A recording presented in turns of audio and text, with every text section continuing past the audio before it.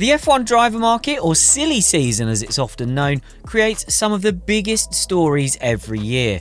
When you look back at the biggest moves of all time, there are so many to choose from. So for this video, we've turned our attention to moves that happened in the first decade of the 21st century, from 2000 to 2009. And we're not considering the arrival of rookies to count, so the signings of Nico Rosberg, Robert Kubica and Lewis Hamilton aren't included.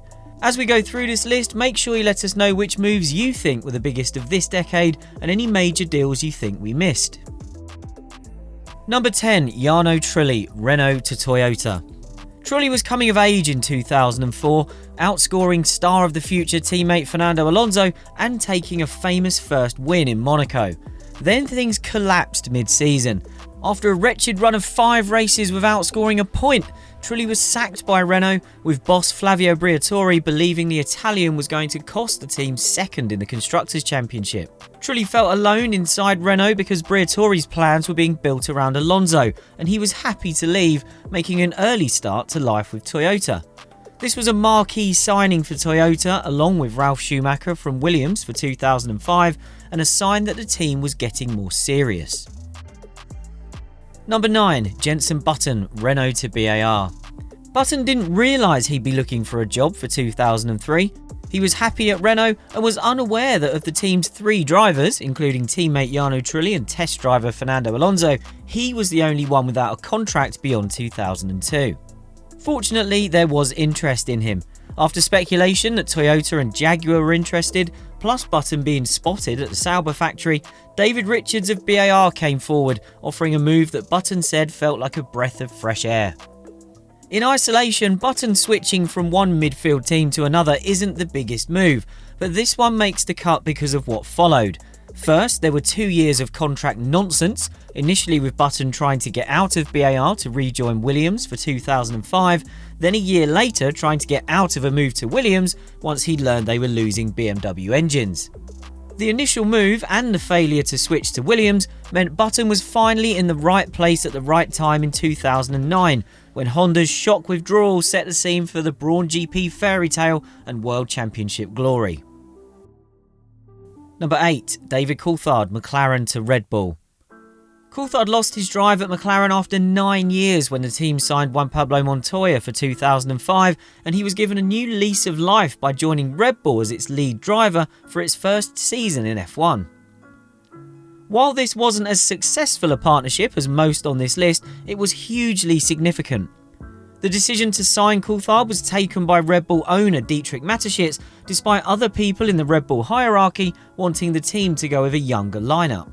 Coulthard didn't get to reap the benefits of his contribution to Red Bull's early years, stepping aside just before the team hit the big time, but he played a crucial role in its development, gave Red Bull Racing immediate credibility when it joined the grid, and even helped the team sign Adrian Newey.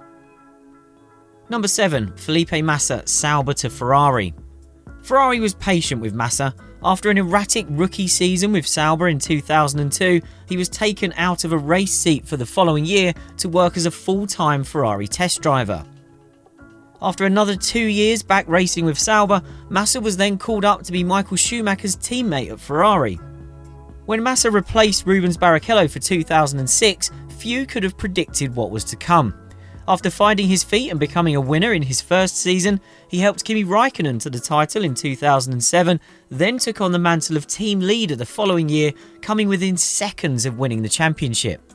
He never scaled those heights again after suffering terrifying injuries when his helmet was hit by a spring at the 2009 Hungarian Grand Prix, but after recovering from that, he returned to race for Ferrari until the end of 2013, placing him 3rd on the team's all-time starts list. Number 6. Kimi Raikkonen, Sauber to McLaren. In the space of a few months, Raikkonen went from people arguing over if he should be allowed to race in F1 to having Ferrari and McLaren fighting for his signature.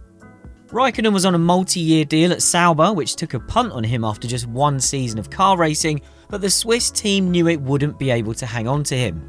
In the end, Raikkonen chose McLaren, as the Ferrari offer would have kept him at Sauber for 2002 before promoting him to be Michael Schumacher's understudy. Sauber did well out of the deal. The money it got for releasing Raikkonen early paid for a state-of-the-art wind tunnel and a new fleet of trucks. Number 5. Eddie Irvine, Ferrari to Jaguar. Okay, so this deal was obviously agreed in 1999, but it was for 2000, so it counts. Irvine spent 4 years as Michael Schumacher's number 2 at Ferrari, but in 1999 he got his chance to lead the team when Schumacher broke his leg at Silverstone. Irvine came within a whisker of winning the title, which would have meant taking the number 1 to Jaguar if he'd pulled it off. The fact that this partnership ended up achieving very little doesn't devalue how big a move it was at the time. Irvine was fresh off a title challenge and ready to lead a big team. Ford had just taken over Stewart and had grand plans, so it looked like a good fit. That was until it became apparent that Ford was incapable of running an F1 team. Irvine stuck around for 3 well-paid years, but neither side got what they really wanted out of this partnership. Number 4. Sebastian Vettel, Toro Rosso to Red Bull. Promoting Vettel from Toro Rosso to Red Bull was a no-brainer by the end of 2008. Vettel had only been in F1 for a season and a half, but he'd already claimed his first win in the rain at Monza and helped the smaller team finish ahead of its bigger sibling in the championship. The timing couldn't have been better. Red Bull vaulted up the competitive order with the major rule changes for 2009, and while Vettel ran out of time to chase down Jenson Button for that year's title, he and Red Bull claimed championship doubles over the next 4 years to stamp their mark on F1. Number 3. Juan Pablo Montoya, Williams to McLaren.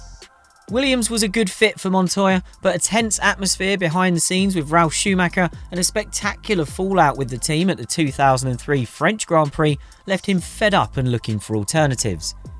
McLaren's Ron Dennis wasted little time, signing Montoya that summer and announcing it at the end of the season, a year before Montoya would join the team. Montoya was red-hot property on the F1 driver market at this stage after a stellar 2003, and for McLaren to have him tied down so far in advance was huge.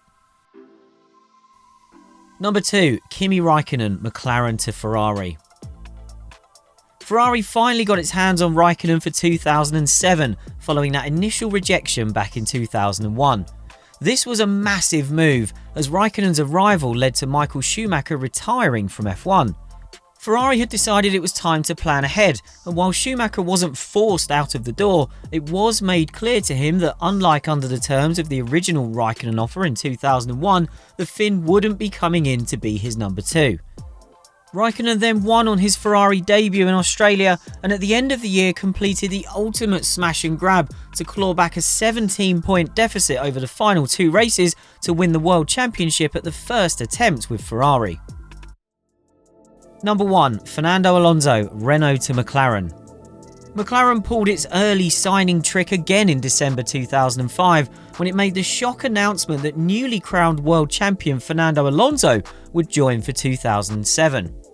Alonso had been groomed for F1 superstardom by Renault and its team boss Flavio Briatore, who was also part of his management team but was left in the dark ahead of the McLaren deal being announced. Renault's big bosses were disappointed when Alonso hinted that the manufacturer could have done more to convince him to stay, as he never went to them expressing any concerns about the team's future or a desire to leave. However, after some initial tension that winter, Alonso and Renault won the championship again in 2006 before he took the number 1 to McLaren. A year later, he returned to Renault after one of the most controversial F1 seasons in modern memory and a spectacular fallout with McLaren, but that's a story for another time. Those are our 10 choices for the biggest driver moves of the 2000s. Make sure you tell us which deals you would include and let us know which decade you think we should do next. And to make sure you never miss another video from us, hit the subscribe button so we can see you again very soon.